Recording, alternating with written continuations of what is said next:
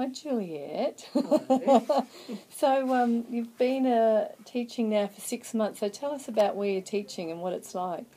I'm teaching in far north Queensland in a Indigenous community up there. It's fabulous, actually. It's I have quite a large class, 24 students of varying ages and abilities.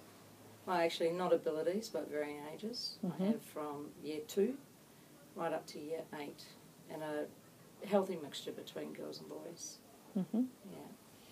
And so how's it different from where you did your pracs earlier down here? Possibly parental, not engagement, but caring about the kids' learning, I think. I think it's different because it's in a community, a small community where everyone knows each other. I think it's different, the value of education, I suppose, how people value education. Down here, the kids all go to school, Mm-hmm. which isn't the case up there. Often the case the kids choose to go to school up there, whereas here, I suppose you go all the time. I think the learning, certainly we're doing direct instruction, so the learning is quite different up there than it is here. It's more student focused here, whereas up there it's more teacher driven, the learning. And so in a lot of the literature about student success, it talks about the importance of having high expectations for all students. So how is that a reality in the context you're working in?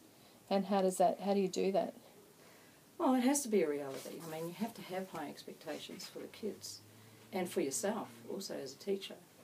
I think there's no point in coming to school if you're not going to learn. It's not just somewhere where you come to hang out. So I'm very forthright with that information, that if they're coming to school, they're coming to learn. They're also not coming to school to impede someone else's learning. Like they're there to learn. I think high expectations, you need to have them. I mean, if you set a low goal, you're going to achieve that. That's all you're going to strive for. But with these kids, they're so far behind the 8 ball. It doesn't mean that we have to be behind for them. We have to want them to strive even harder to achieve. So I think you can be consistent with what you want them to do. Particularly with us, we have to work on behaviour a lot, because poor behaviour impedes everyone's learning. So how do you do that so it's not just a battle of wills and you continually being a grouch? I try and make my kids responsible for their own behaviour. So it needs to be about them making good choices, which then goes on to their learning as well. You really need to set boundaries, and you really need to stick to them. You need to be very firm in the outset about what your expectations for the classroom are, and that they need to come to the party, really. Then later on you can start to work on your own expectations for each other, but I think in the outset, particularly up there, you need to be in control of that classroom and set very clear boundaries. And there needs to be consequences, I suppose, and they need to be consistent.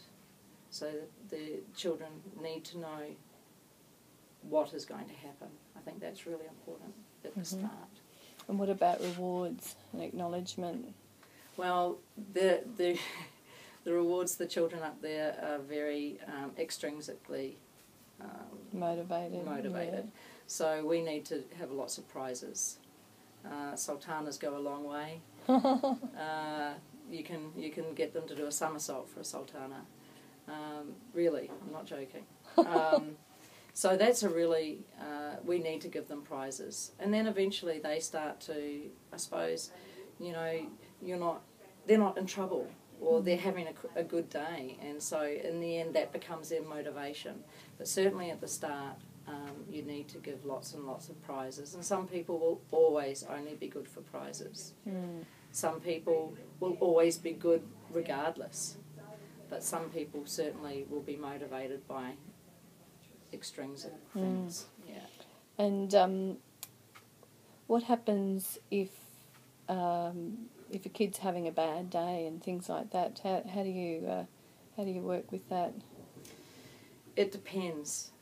It depends on how the community's been. Sometimes some children will come in and sleep, and they don't make it up. They don't come in and just be silly and want to sleep. So if that's the case, I let them sleep.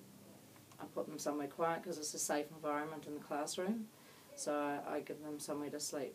Some days I have one person in particular that in the afternoon goes a bit crazy. So I might need a marker pen from the office or something like that. So for this particular one, I'll send him on walks. And after that 5 minutes, he'll come back and he'll be fine, but he needs that time away. So I think it's different for all of the different students as to how you will get around that. To have high expectations for everyone, you might have to treat people differently. Is that what you're saying? Yeah. Make I think allowances. so. Yeah. I think, though, at the end of the day, they need to come up to where you want them to come up to. But you might have to go around a different way to do that. Mm-hmm. And I think, we are all individual, and so they are all individual too. And so we need to find a way in our teaching to be able to incorporate all of those individual needs into one collective thing for the classroom, so that everyone's able to achieve something. And those well, not just something, those goals that you set for everybody. And you said to begin with that you're enjoying it up there. So what is it that you're enjoying about the place and teaching there? I enjoy the challenge. I enjoy the personalities.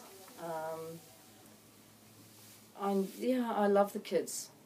I really love the kids, and I love the thought that I'm making a difference, which of course is why a lot of people go into teaching. So I feel that I'm making a difference. You cannot change the world, but you might change the world for one child. Up there we talk about, I talk a lot about baby steps, and it's just every day, a little bit every day, and you see the growth and things like that with the kids. You know, there's the growth with socialisation within the classroom, which is really important, the growth with their education, and the actual starting to set goals, and that they're seeing that they can actually achieve those goals. So it's those things that I'm really excited about and really enjoy. And how are they different from the kids you taught down here? They're really old. They've seen a lot. They've lost a lot of their childhood innocence, yet at the same time they're just kids. They're climbing up trees and doing all the things that kids do, but they don't have the same, I suppose, parenting. They don't have that same discipline. They don't get that same discipline at home that they would get possibly down here. And I think the people's goals for them are a lot lower. But I don't think that that's necessarily true. You know, I think that they can achieve a lot. They're very clever kids and very bright kids, but they're just not used to the same structure, I think it is, that a lot of the kids down here are used to. Okay, well, thanks Juliette. It's been lovely to see you again. You're welcome.